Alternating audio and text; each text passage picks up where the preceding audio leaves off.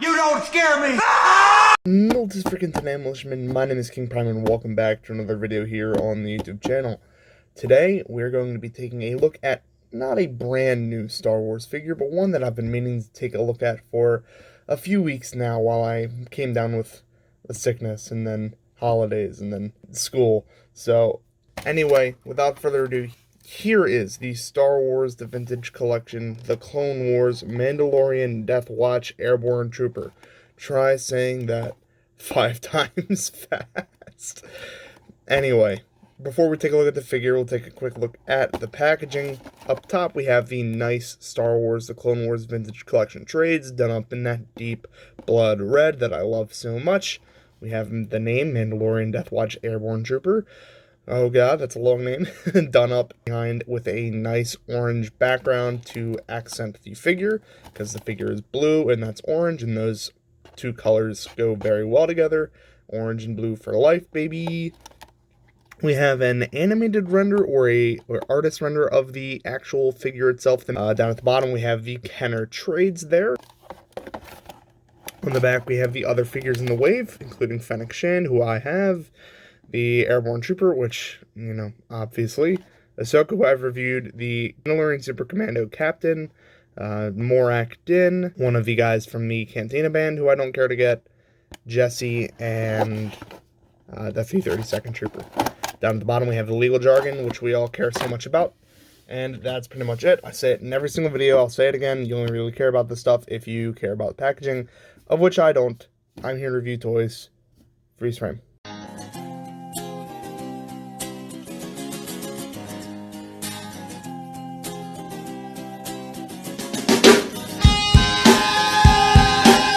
Freeze frame unfreeze. Here is the figure and his accessories. Before we take a look at those, let's take a look at the figure himself. So coming in real close here, and let me move the camera just a bit closer so you can see everything in the light. We do have some absolutely phenomenal detailing here all over this figure. On the helmet, we have some orange striping, kind of like what we see on Boba Fett's helmet, with the blue facing for the Death Watch troopers, which goes, of course, all the way around the helmet. The helmet itself is colored a matte gray, not like gunmetal, but, you know, just dark grayish kind of color. Continuing down to the chest armor, we have that same really nice deep blue, along with some nice silver stippling and some even darker gray stippling to just show, like, flakes in the armor where this guy has been in combat before. On the shoulder pieces, we have some detailing. I am going to be honest, I'm not quite sure what those symbols are. I assume they're either House Vizsla or some other Death Watch symbol. Maybe this one's like an Airborne division. This is the Mandalorian equivalent of the Screaming Eagle. I'm not sure, and I don't know what the chest sigil is either. It just, you know, it's there, and it's nice that it's included. I don't know what it means. Maybe it's a rank, I'm not sure, but continuing on, he has these nice blue shoulder pads, which are attached with soft plastic. We'll get into that a little bit later. On his right arm, we do have some whistling birds detailed in there. This is the same part that was included with the Din Djarin figure, I believe, just done up in silver. And on the other side, we have a super awesome flamethrower, which is also detailed. And it's probably from Boba, because this figure is essentially just a amalgamation of reused parts. On his belt here, we do have a single codpiece, which also has that silver stippling and that deep blue color. Holsters on his thigh are done up in a matte light gray, same as his belt. He has his knee pads picked out with that same silver stippling, with that same dark gray color as his helmet. And his shins are also protected with that dark blue armor with that silver, actually not stippling this time, it's just secondary detail, which is nice. And then he has boots, which are boots, not colored, just sculpted. He also has a jetpack, which is a jetpack, and it is 2-color. You can't remove the cap, unfortunately, so no rocket effect for this one. But, you know, it works for what it is, and then you just have the same buckle details sculpted into the back. You can just peg that back in. And that's pretty much it. That's what this figure amounts to. Articulation-wise, though, this figure does have quite a bit of it. You have a nice double-jointed dumbbell joint at the head, so you can get a and he does it really well. He can also do it sideways, like yep, he's really good with it. His arms do go out about that far. Actually, they can go up to that far, but it's a little bit hindered by that shoulder piece, which also hinders the movement of it going 360, which is annoying, but you know what? I'm used to it at this point. It's honestly, I'm kind of glad we have these, because I'm sure that if this was attached to the arm, we'd have even more hindrance of articulation, which would be very annoying to pose this figure. You do have a very deep elbow joint here on the arm, which can double as a swivel. It's a little bit hindered on the right arm, though, because of the flamethrower, but you know what? We live and learn. And on the wrists, we have a swivel and as well as a up and down joint at the wrist, which happens at both wrists. The waist, we do have a very nice ball joint, so he can get his crunches in, he can get his reps, which is always good. At the waist proper, there is also a swivel, which is excellent. You have the nice, and mind the angle here, the nice new ball joints at the hips, so you can get a full range of motion there, which is always appreciated. I love when these figures do that. You have a cut at the upper thigh, so you can get a good swivel there, as well as a knee bend, which goes about that far. You get a hinge at the ankle, as well as a ankle pivot. So overall, some fantastic articulation. Oh, and one more piece of articulation. His rangefinder can do that. So he can look through that and find the range of things. So, pretty cool. But before we get into the size comparison, let me just take a quick look at this guy's weapons, which are not exactly numerous, but, you know, he has them. So first of all, he has this Westar Blaster Carbine, which if you've seen my other reviews, you know I love, quote unquote. I hate this fucking thing. It's horrible. This one seems to be made of a little bit of a harder plastic, so maybe this one doesn't suck as bad, but this sucks. I hate this blaster. It's the worst.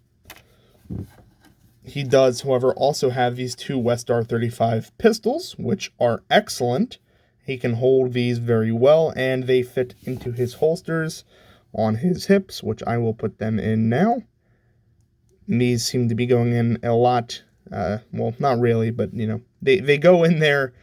Whether they go in smoothly or not, it really depends on the copy of your figure, but these ones seem to be a lot less egregious as it has been in the past to put these things into the holsters. So I appreciate that, though.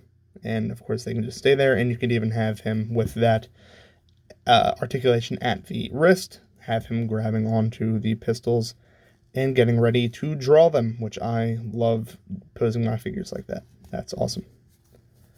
Okay, now we can get this guy ready for the size comparison, so let's get that rolling. Freeze frame.